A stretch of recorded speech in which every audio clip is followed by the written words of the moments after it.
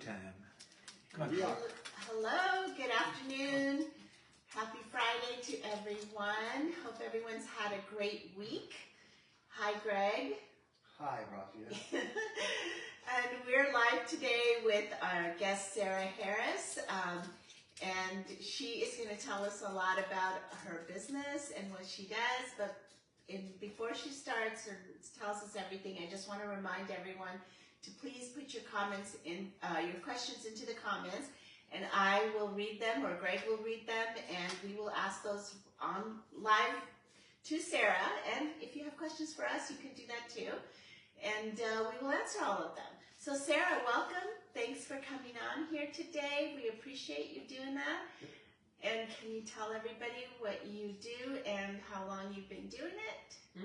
Wow. Well, thank you. It's a pleasure to be here today. I wear many hats, really, actually, but as a business owner, my business has been, it's a creative design and marketing company called Sweet Events. So I do graphic design and I do marketing for my clients. And that's been for about over 25 years or so for that.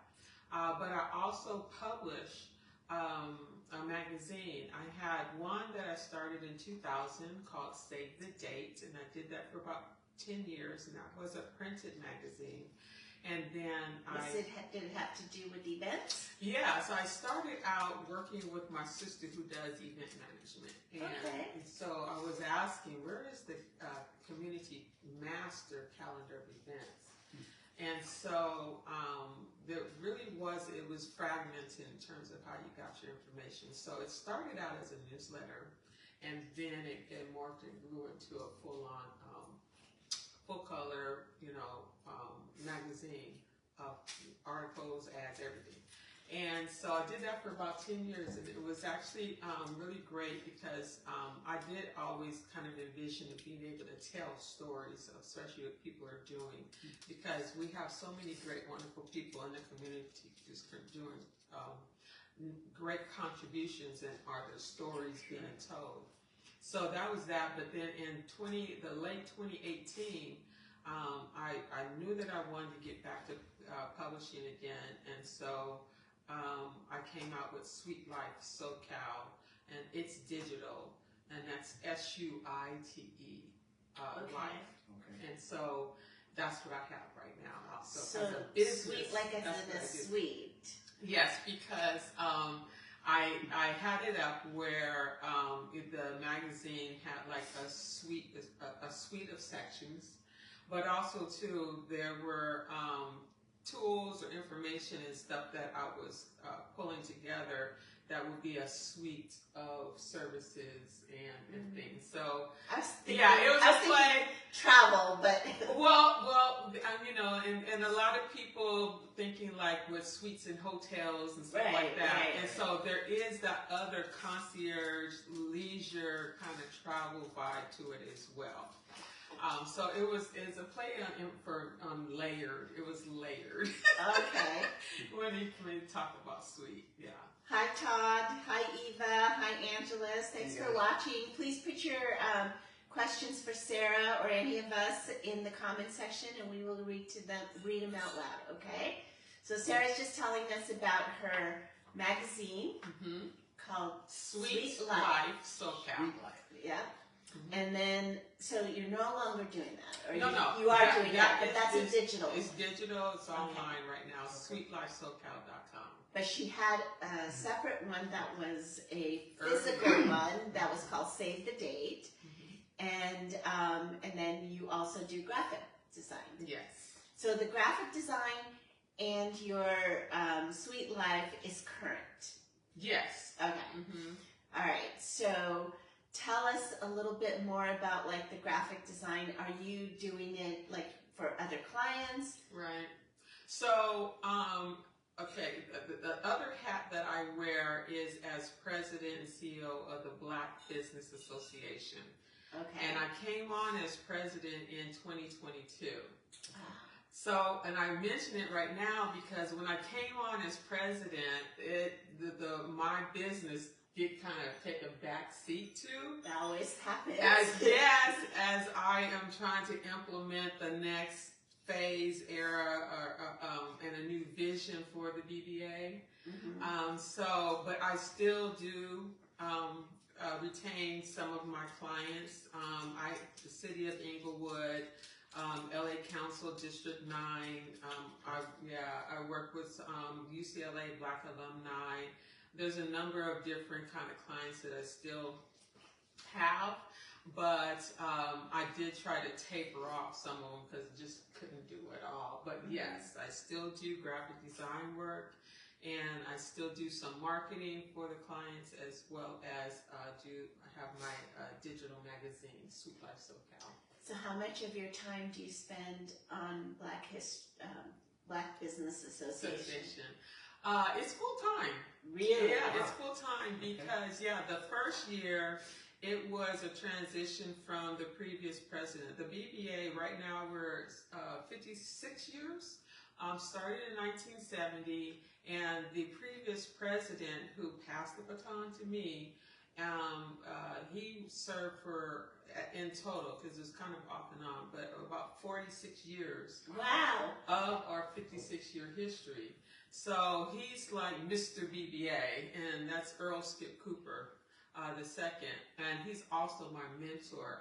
When I started my business, I became a member of the BBA way back when, and so becoming a member, and I was working with Mr. Cooper. He became a mentor of mine. So when he knew that it was time for him to step down as president, he had in mind, and through some of the support of some of the board members and others, were like telling him to pass it to me. And so that's what happened. There was a transition there. So my first year, I was kind of like working and dealing with that transition. But starting from the second year, it was me really feeling my way, and what I love about him, and I think that this is so valuable to have, is when somebody does give you the opportunity to lead, that they don't keep these strings or tie you down in a way where you're hamstringed to maneuver in the way that they want you to go. Was he with you during your first year just to help you? Matter of fact, he's chairman right now. He's still involved. And he's president emeritus. So he's still there. He's still a mentor. But he's letting you. Yes. He allows me to be able to put forth the vision and shape and mold the BBA in a new way, because he understands that there was ways that he did things in his day. And he understands that there is a variety of different things. To get to the end result. Right. I mean, we all know, just for the simple fact of AI today, like there are new tools, there are new ways of implementing things. Well, anytime with that time frame, things are going to change every decade. So I'm so appreciative for him to have that foresight to be able to just let me be able to, work it and lead in the way that I see fit. For the most part. Yeah, well, nothing's perfect. Right. Very nice. Well, I think when you even have an employee, if you let that employee do their work, and if they're a good self-starter, which I think you are, because it sounds like you do a lot of wonderful little things. So why micromanage? Well, somebody. But I have heard, and I know some that really do that. They have a hard time letting go, and you can really crater a business, a project, whatever. When you can't just let go and let somebody else, breathe something new. Yeah, they should be there if you need them, but it's time. Obviously, stepping down means it's time for a change, one way or another, and you can't sort of micromanage that. You have to kind of just let it grow. Exactly. So how long have you been the president? Since 22, the beginning of 22. So you're in 4 years into it. Basically, yeah. How long do you foresee doing this? Are you going to go for 56 years? I do not know, because I will tell you I don't know about that, right? But when I was tapped by him, being president of the BBA was nowhere on my radar, nowhere. So this is still kind of rather new to me, although I feel in a zone now where I see it clearly, and I know the path that we are taking. So I don't know. You know, I hate to put numbers on things, but I feel as though for the vision and the work that's ahead, I feel as though I do need a few years, several years to Is it a paid implement position? that out. Yes, it's paid. Okay, It's well paid. that's good. Yeah. How many people work with you? I mean, Right now we have a team of, internally, we have a team of three others, so it's 4 including me. But I have a host of other people that work with me, like working on programs or with our events. So I have a host of team members in that way, and that's probably be about 5 to 10 other people. good. If you guys just joined us, we're talking to Sarah Harris, and because it's Black History Month, she is president of the BBA, Black Business Association, and she's telling us about her position there and how it takes up most of her time. She also has 2 other businesses. One is graphic design, and the other is a digital magazine called Sweet Life. So if you have questions, please put them into the comments. I will get to them and read them. I was going to ask you, so if you are, do they have other chapters, or, excuse me, do they have other chapters in other cities or states? Yeah. Or how does that work? There are other BBAs, Black Business Associations, but we aren't linked as chapters or branches. Okay. They just have started up their association, and So each one is individual. So where do you cover? Where exactly? We are the oldest active ethnic business business support organization in the state of California. Okay. But our main work is done through LA County. Okay. So that's where we consider our home base. But we do have tentacles, beyond. But we concentrate on LA County. Got it. So we do have a couple of questions and comments. Thank you, Eva. Eva put sweetlifesocal.com as a question mark. Is that the right? Yes, SUITE. Sweetlifesocal.com. Yeah, she put this Yeah. W. Thank you. Can you edit that, Eva? That would be great. Thank you so much. Thanks. And then, let's see, Angeles is asking, what was your motivation to get into graphic design? Good question. Good question. Very good. I've always been a creative person, artistically inclined, and I didn't know exactly what I wanted to do with that from early on. And then when computers came along, and whenever I tell this story, I know I'm dating myself, but that's the only way I can tell it. We all do. When computers came along and graphic design programs were available, then I knew that I wasn't into like fine arts, like being a sculptor, painter, or whatever. Mm-hmm. It was graphic design and computers, and then again working with my sister who did event management at the time. She had clients that needed collateral materials, flyers, invitations, posters, signs, whatever have you. And so I really got into it at that point, working with her. And because, again, I'm a creative person at heart, it was just something that I naturally fit with. And so from working with her, I branched off into my business. That's great. A second question here we have from Vicki. What is the subject of your digital magazine? Does it have a theme or a focus? It is it is about community, and it's supposed to inspire, drive innovation, and so we basically want to be able to report on those things are happening in the community, especially those that really don't happen to get the kind of coverage that you usually see in other publications or what have you. So we wanted to be able to serve those untold stories. And we covered everything from business to entertainment to other cultural kind of stories. So that is the general theme and vibe of the magazine, is to be able to tell those stories. How often is the magazine put out? Well, so we at first we were operating under a quarterly basis, but right now, especially because it started of working with Black Business Association, I tell you, a lot going on. Okay. So we post, especially this month, I'm yeah, sure. we post stories like it's not so orderly in terms of the frequency, but we post stories as we have them and come out. Okay. But I do plan to, I do have a plan in place that we will revive that in a regular frequent way, and also ways that we will start to promote and utilize that magazine. So there are plans. So you want to go follow us on social media at Sweet Life SoCal, and you'll be able to get information when we do that. Another question from Vicky.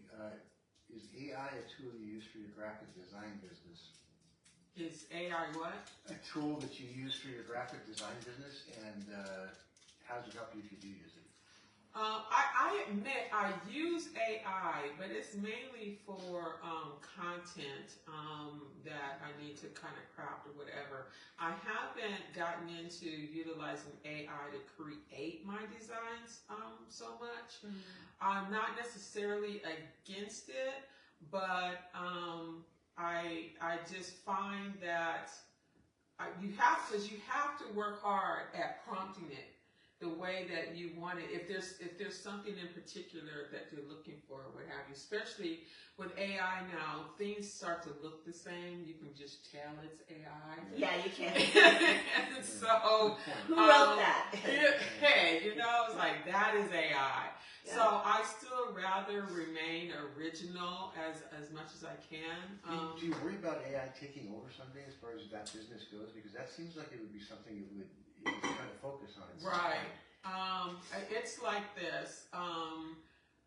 With technology, of course, we have our hesitancy, or kind of like what is it going to do to what I'm doing? Is it going to replace me, or what have you?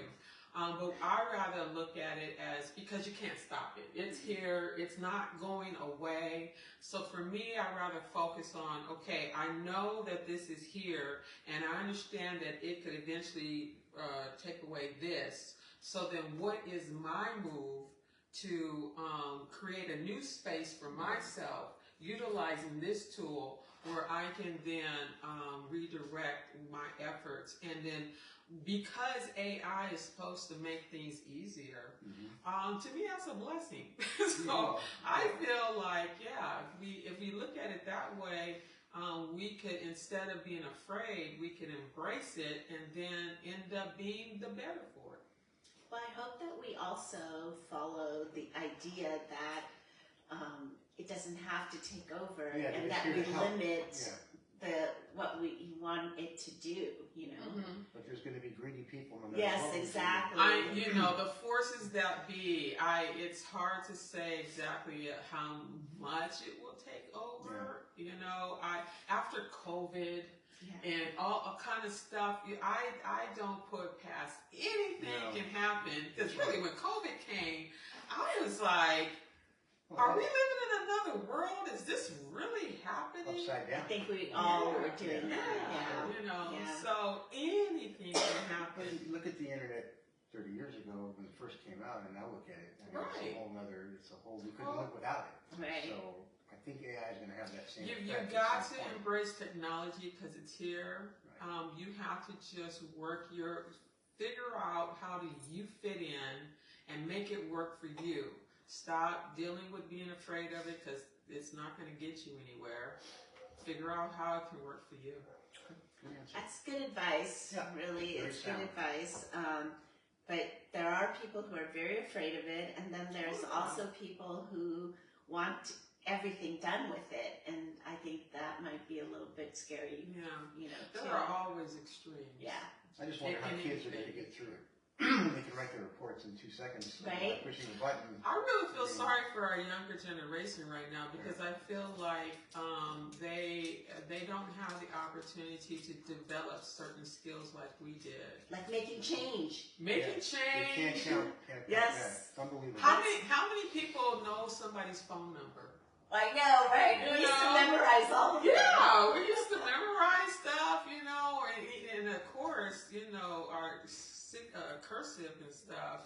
It's just a number of different things that they don't have the opportunity to develop certain skills. Do they even have 411 anymore? 411? Yeah. Yeah. Started that. No, did they have? I don't know what the point is. Well, songs like Mr. Telephone Man from the new edition, that's obsolete. Yeah. Operator. Yeah. That's not happening. A calculator is obsolete. Handwriting. There's no Basically. handwriting anymore. They don't teach handwriting. I mean, well, you can even so many things that you have to do. It's crazy how much the internet can help you. Yeah. And AI is on its way, and that's going to be another thing. So, all right, embrace it, as you say. We'll see what happens. We'll see what happens. Yeah, exactly. Yeah.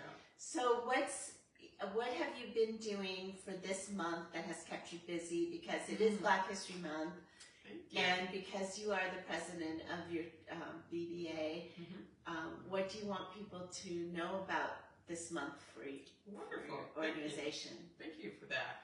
There are actually two things, and the other one flows into Women's History Month, which is next month. Okay. But the first one is we started a radio show, which we also post so that it's available on podcasts. But it's with 790 KABC Radio. Sure. We're on every Monday at 6 p.m.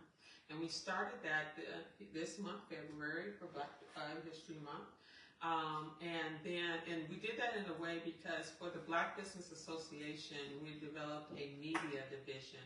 Because many times we are an outreach partner when we collaborate with other organizations on projects.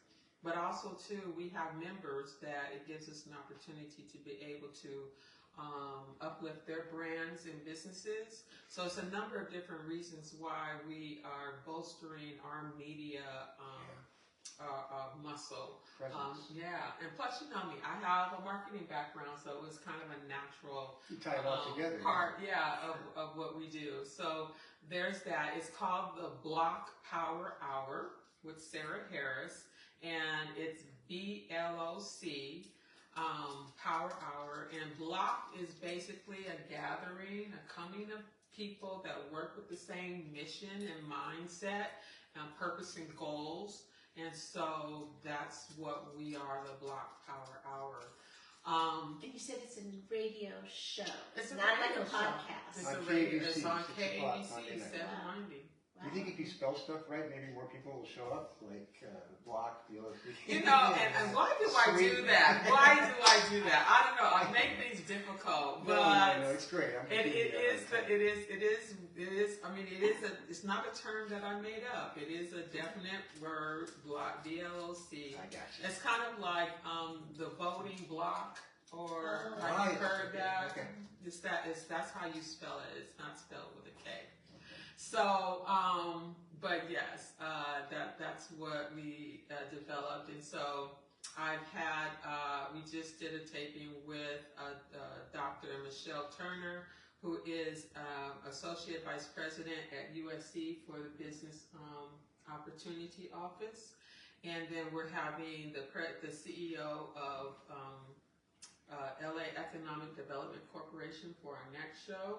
and we're looking to have some more great guests coming on. So you record these in advance? Yeah, we record it a week in advance, and then it airs that following week, that following Monday. So no phone calls, no phone-ins or anything? Well, just like how you guys kind of set up where you can record or do different things different ways. We haven't done it yet, but we do plan to be able to go live when we're recording so that we can be able to take questions. I just kind of wanted to get kind of get yourself situated first. Settled in. Sure. I'll become pros like you guys. We're not pros. Yeah. Thank you. Yeah. Nice. That was nice of you. No, but we'll look forward to it. Well, thank you. Thank you. Next Monday night at 6 o'clock. And then if I may, one more thing. The Black Business Association for Women's History Month, on March 28th, we hold our Salute to Black Women Business Conference and Awards, and it's one of our most anticipated events that we have. So it will be on March 28th at the Westin LAX Hotel, and it's from 8 to 4, and it is a power-packed day. That we always have a good showing and a lot of opportunities because we have vendors there, we have breakouts, and of course we have our award ceremony. It's always a great day. Terrific. Thank you. Lots of fun, but it's a lot of good stuff. I'm surprised you had time to even come here today. I know. I stay busy.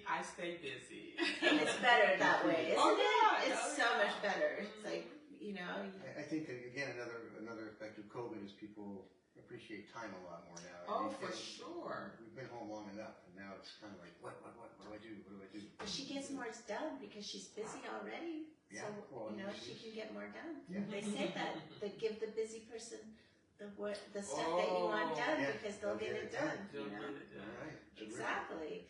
You have to keep organized and you have to follow the deadlines of what you're trying to do. I mean, if you're doing a show once a week, you got to make sure you got all your content and everything ready. And yes, and making sure that because this last guest that I had, I sent her information. I heard back from her, and I was like the day before. I was like, Michelle, did you get it? And I was like, yes, I got it. I'm so sorry. I thought I had sent it or whatever. So it's just trying to stay on top of things. It's it's kind of crazy in that way, but I don't know. People like us, I guess, we thrive on staying busy to a certain extent. Because I do feel like, okay, Sarah, take a break. Do you have downtime? Yes, there are times that I make sure, because self-care is serious. It's real. We live in an age right now where it's so much happening, so many things changing, so much stimuli, so much just coming at you. You have to be intentional about taking care of yourself, because otherwise you'll run yourself. Sometimes you have to just stop. You have to exactly. Take a breath and just. So, what else is in store for you? There's a lot, and I won't care to ramble on with you guys, but what I will say is that I am looking forward to, it's been a lot of planting seeds, growing, establishing relationships, and putting things into place. And I am looking forward to those things now taking hold and manifesting. We have programs through partnerships that I've created as far as procurement.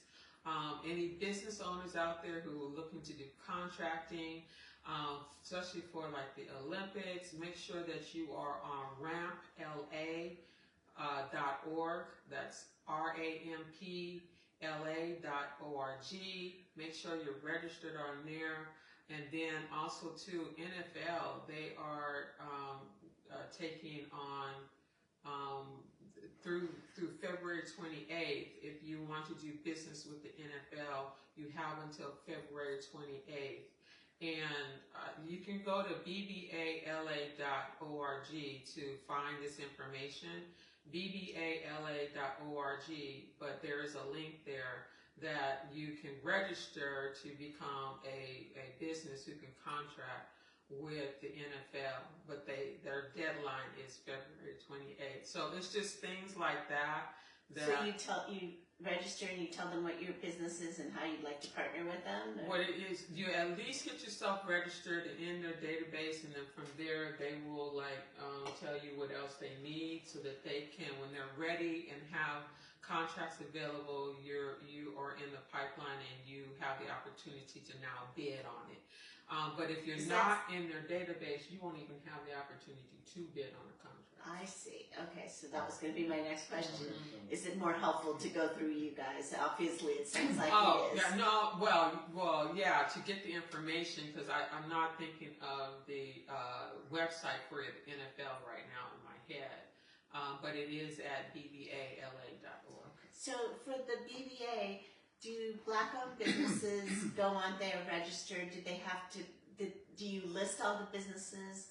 How does that work? Yeah. Do they become a member of your? Yeah. How do they sign up, or is it? Sure. There is a place on our website that you can sign up to become a member, and then we have a separate website that is called theblacklist.la, where we have our public directory. We have an internal directory where when they sign up, we have all of them listed, but we also have a public directory at theblacklist.la. So yeah, do people pay to be? Yes, it is. To sign up, it's $200 a year. Okay. We give discounts for if you want to be a vendor at our events or purchase tickets.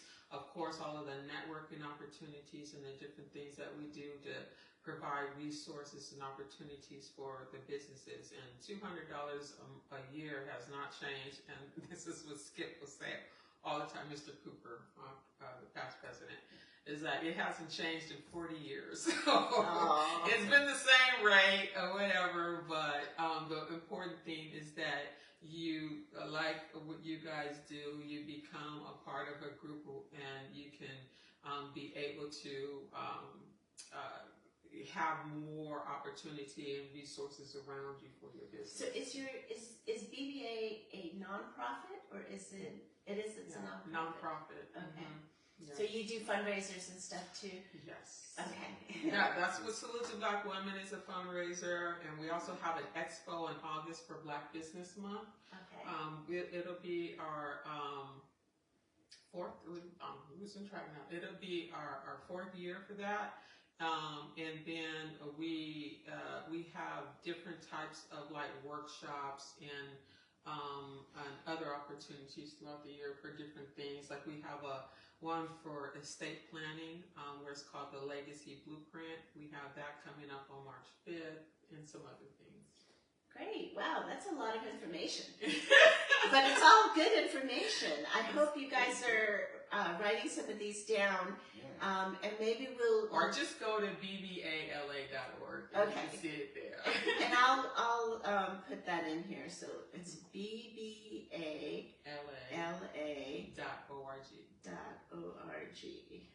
Okay. Thank you. bbala. Someone asks you what you do for a living, it takes a while to... Well, first of all, I try to figure out what context they're talking about, and then I know the way to answer. Exactly. The funny thing is that Mr. Cooper, he told me about my business card. He's like, Sarah, I want you to get on one side, put the BBA, and on the other side, you put your business. And so I have that on there, but what happens is when I give my card out, is now people are trying to figure out which is which, yeah. So I think the next set of business cards, I probably would just, I don't know, maybe have two separate ones or whatever, but it cracks me up when they look at my card trying to figure out which one. Maybe you should get one of those digital cards. Yeah. We have another question from Christine, and it says, what measurable impact has the BBA had on Black entrepreneurs in the community? Wow. Good question. Good Very question. good question, Chris. Good question. I mean, so over the course of 56 years, Mr. Cooper and past leadership have done things like trade missions to the White House. They have been instrumental in advocating on certain policies and legislation. I know that one particular business had issues related to their they were doing something, remodeling, doing something to their business, and there was issues with the contract or what have you, and they stepped in to help negotiate with the bank and everything like that. There's always an issue with the contract. Always. Always. So it's just having that kind of level of support through advocacy and through the relationships that we cultivate with people in corporate or in government or just other kind of community organizations that can provide efforts. We join forces in being able to get, like say for instance, when the fires hit, we were part of the collaboration where their resources got out to the community and everything. We have been instrumental in USC had a cohort where our members were able to get in for free. I mean, this is like a $4,000 or $5,000. No, for that one it was like $16,000 scholarship for that one. So we are able to have an impact in a variety of different ways. I guess that's my point. And so it's kind of like on a one-to-one, it's like, what do you need? And we try our best to be able to have an impact in that way. It's hard to know what to ask for, really. I mean, it's kind of like a one-stop shopping place, right? Oh yeah, I mean, because not every business needs the same thing. Right, 100%. Sure. Yeah. She has a follow-up question here. It says, what challenges do Black entrepreneurs face when seeking capital today? Well, a lot of times what we usually do is provide them access to, if you guys have heard of it, it's called CDFIs. And so those are community financial institutions that help to, one, they have services to help make sure that you're financially fit, right? And that you have everything in order and that you are loan ready. But also too, the criteria for getting loans is structured in a way where they recognize for small businesses and usually like for Black-owned businesses of being able to have it where traditional, conventional loans or what have you through banks, you wouldn't otherwise be able to get. So we partner with those type of institutions to be able to make sure that you have what you need to be able to get the loan with more confidence. Wow. So, thank you so much for all that. I learned a lot. Yeah, this is really I definitely learned a lot. Is there, if you wanted to sum it up and tell people, exactly what you do and... what do you want them to know the most about you? Oh, well, okay. I think I really told it all. Give me another shot. I'd like to say, first of all, thank you so much for having me here today. It's been a joy to meet you and to learn about you and what you're doing. Congratulations to you. We're all in this together. Absolutely. I look forward to, I think what I want to say is I look forward to the opportunity to be able to collaborate and work together. And just come to one of our events and meet the I other can people. say with confidence that will definitely happen. We'll find out when, but that will definitely happen. Yes. And so for me, I built up my presidency at the BBA. The number one way that I knew that the path forward was to do it through collaborations, through partnerships. That's how I've been working my way through everything. So for me, this is another great opportunity. Thank you. Thank you very much for doing it. And thank you all for your questions and joining us every Friday. We appreciate that. And this is why we do this, so we can bring more awareness to you and highlight a business. Yeah, learn more things. Learn more things. It's great. So our next event is on March 5th, and it's at 4:30 p.m. Thursday afternoon. We are going to be hosted by Gloria and Alicia, who are both in the finance business. And come find out, come learn about them. These are two ladies that have already been in our interviews, and we've also met them several times at our events. So come and see what they're going to do as far as their hosting. So we're going to be at the Beverlywood West in the rec room there, and it's on Overland. I think it's 11260 Overland. Look for the event. It's on Facebook, and please come, bring your friends, come join us, and you'll have a good time. We have really a lot of fun at these events, right?